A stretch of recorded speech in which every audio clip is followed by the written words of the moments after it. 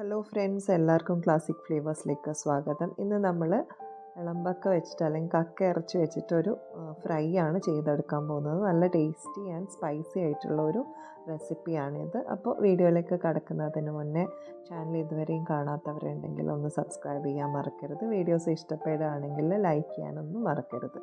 അതേപോലെ നിങ്ങളുടെ ഫീഡ്ബാക്ക് അറിയിക്കാനും മറക്കരുത്. അപ്പോൾ നമുക്ക് ഇതിന് വേണ്ടുന്ന ഇൻഗ്രീഡിയൻസ് ഒക്കെ എന്തൊക്കെയാണെന്ന് നോക്കാം.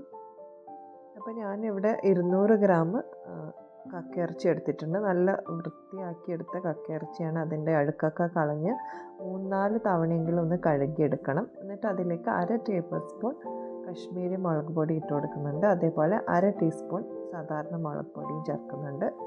നിങ്ങൾ മുഴുവനായിട്ടും ഇട്ട് കൊടുക്കുന്നത് കശ്മീരി ആണെങ്കിൽ നിങ്ങൾക്ക് 1 ടേബിൾ സ്പൂണോളം ഇട്ട് കൊടുക്കാം. പിന്നെ അതിലേക്ക് 1/2 ടീസ്പൂൺ കുരുമുളക് പൊടിയും, പിന്നെ 1/4 ടീസ്പൂൺ മഞ്ഞൾപ്പൊടിയും, 1/2 ടീസ്പൂൺ ഗരം മസാലയും, 1/2 ടീസ്പൂൺ മല്ലിപ്പൊടിയും, 1/2 ടീസ്പൂൺ ഉപ്പ് കൂടി ചേർത്ത് കൊടുക്കുന്നുണ്ട്. അപ്പോൾ ഇനി നന്നായിട്ട് ഇതൊന്ന് മിക്സ് ചെയ്തെടുക്കണം.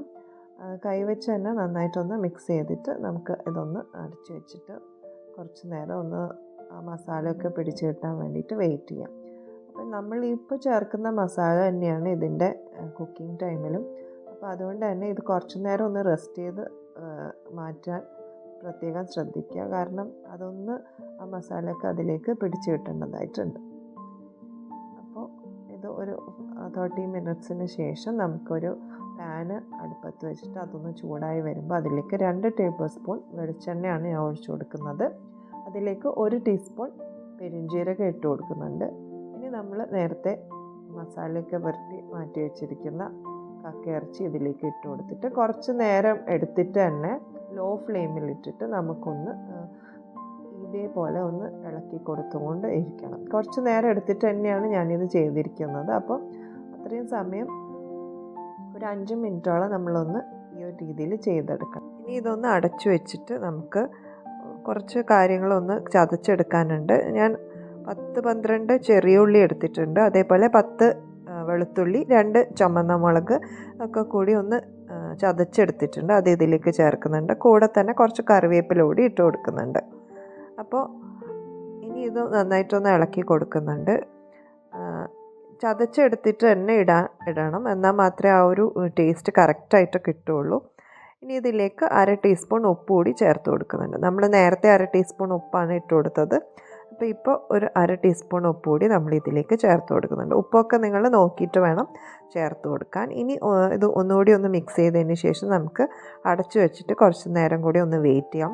കാരണം ആ ചെറിയ ഉള്ളിയുടെ ഒക്കെ ഒരു മോയ്സ്ചർ കണ്ടൻറ്റ് ഉണ്ടാവുമല്ലോ, അപ്പോൾ അതൊക്കെ ഒന്ന് പിടിച്ച് അത് കുക്ക് ചെയ്യാൻ ഹെൽപ്പ് ചെയ്യും. അപ്പോൾ ഇനി ഇതൊന്ന് കുക്കായതിന് ശേഷം നമുക്ക് വീണ്ടും ഓപ്പൺ ചെയ്തിട്ട് ഒന്നുകൂടി ഒന്ന് ഇളക്കി കൊടുത്തതിന് ശേഷം ഇതിലേക്ക് നമുക്ക് കുറച്ച് തേങ്ങ ചേർത്ത് കൊടുക്കാനുണ്ട്. ഞാൻ 1 ടേബിൾ സ്പൂണോളം ചിരകിയ തേങ്ങയാണ് ചേർത്ത് കൊടുക്കുന്നത്.